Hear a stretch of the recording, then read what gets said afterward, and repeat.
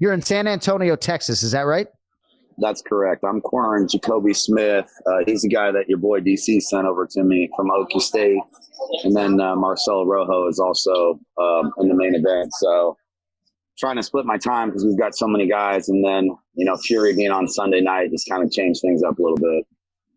When Kenny and I were sort of talking in our pre-show meeting, I was going through what your schedule might look like and makes my schedule not look so intimidating when I look at August. So how does a guy like you, when you have a bunch of high-profile athletes competing in a short amount of time, right? If it's Damon Jackson August 5th in Nashville, not too far away, but then Jeff Neal in Boston August 19th.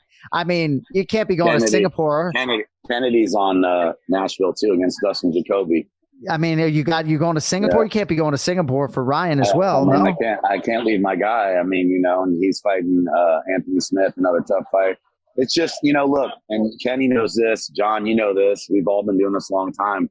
This is the game now, right? I mean, there's fights every weekend, and not even just one fight. There was fights last night. There's fights tonight. Right. It's kind of crazy what the sport has become, but this is what it's become, and. We're grateful and we're blessed and we're lucky that we get to do this all day long. And everyone that told us we were crazy or we were right and they were wrong. So one of your guys, Austin Lingo, did fight last night. How far out does he know that maybe he's not going to have your services on fight night? I don't mean to put you on the spot, right? But obviously I told him probably a month ago or so. I knew, looking at the landscape of what was coming up, but I'm super proud of him, man. I knew that was going to be a hard matchup. I knew this kid was coming down to featherweight for the first time, and I knew that he was good. He fought Thiago Moises and, fought all right to the second round. For those that don't know, Thiago Moises is an absolute monster at 155. So this kid came in very clean, performed well. I thought maybe he would get tired from the weight cut, and Austin would press him like he always does, but he stayed there. But I'm nothing but proud of Austin, for his ability to just hang in there. And, you guys know it's easy to look for a way out when you think you're not going to win the fight.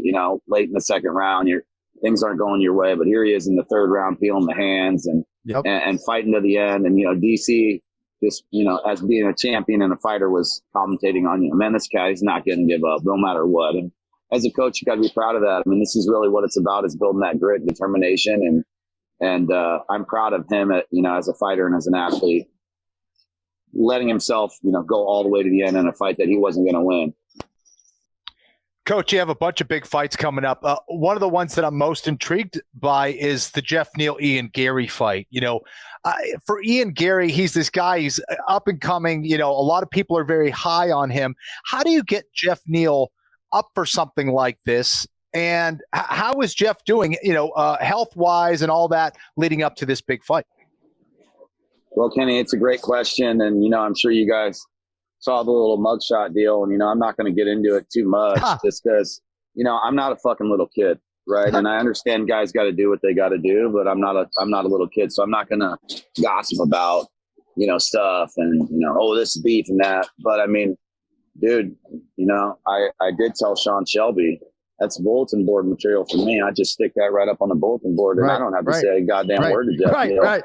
I mean, that's the dumbest thing that kid could have done, whether, I don't know why, and I don't want to get into it again. It's under my pay grade, but he did. So look, he wanted to fight Neil Magny and he got the other Neil, and who knows if that was on purpose or not. You don't call your shots in the UFC when you're only a couple fights in fighting guys that aren't ranked. And we saw Jack last night, and nothing but respect to Jack and the boss coming in.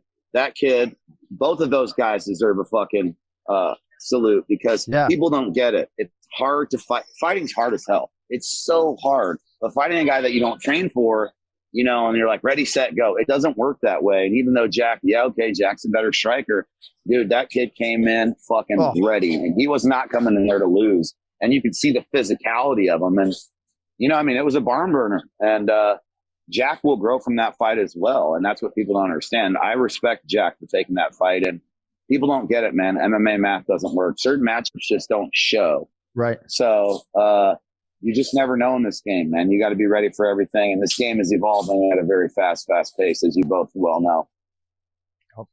I just love the fact that divisionally, they have a guy like Jeff Neal, right? He fights Shavkat Rakhmonov, sees the upside in that fight and realizes the upside, and now fighting Ian Gary. So many different directions I could go with Fortis MMA's General Sayif Saud. Go ahead. Here's what I want to say. The reason I took the Shavkat fight, and I called Sean, and you know, Shavkat will fight anybody. Danny Rubenstein is clicking on his Twitter, you know, trying to get him fights, and not really being disrespectful, just saying whatever he can, you know, whatever. And the reason I took that fight was because I knew even if Jeff couldn't win the fight, that it was going to be a hell of a fight.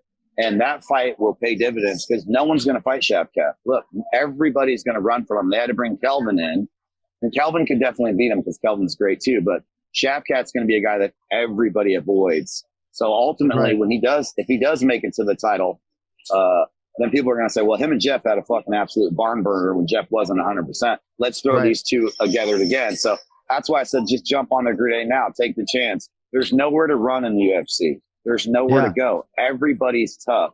So you can buy your time or you can perform. And even when you lose, if you fight awesome, it doesn't drop your stock. And we saw that last time. All right, so Brandon Moreno fought Alexandre Pantoja a couple weeks ago. Very close fight. I'm dying to know what you felt upon rewatch, right? Because I would always rather a coach, for starters, tell me that I've lost the round than put a false sense of security in my head and answered my question. You've won the fight, right? But you were hard on Brandon after round 3. I went back and watched it because I felt live that it was a Pantoja. And when I watched round 3, your guy doled out so much damage. I had to. But so I guess I'm just curious what you thought of the whole guy. You nailed it. You nailed it because you're such a smart fucker. So here's the reality. The reality is I always tell a guy if the round's close, you probably lost that round, because I'd rather a guy out of necessity in his head go, I fucking need this, and go, oh, okay, I can cruise. You know, the reality, we do what we know we have to do as human beings. And when our back's against the wall, we do amazing things, right? And I'd rather a guy not have the comfort of going, oh, let me save my energy for the third, going, all right, I need this. And in a 5-round fight, in a title fight, if the round's close, I'm going to tell the guy, hey, you know, you probably lost that round. And now I watched the fight. I did think we won the 3rd round. I think we won the 2nd, the 3rd, and the 4th. I thought it was similar to Ben's scorecard. But I will say this.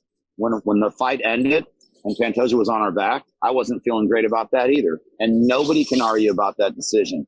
Pantoja earned that fucking win with that last takedown. It was 2-2 going into the last round. Brandon was winning the fight with 2-3 minutes left. We had the fight. We lost the fight with 2 minutes left. And you can say it however you want. Nobody can call it a robbery on either side.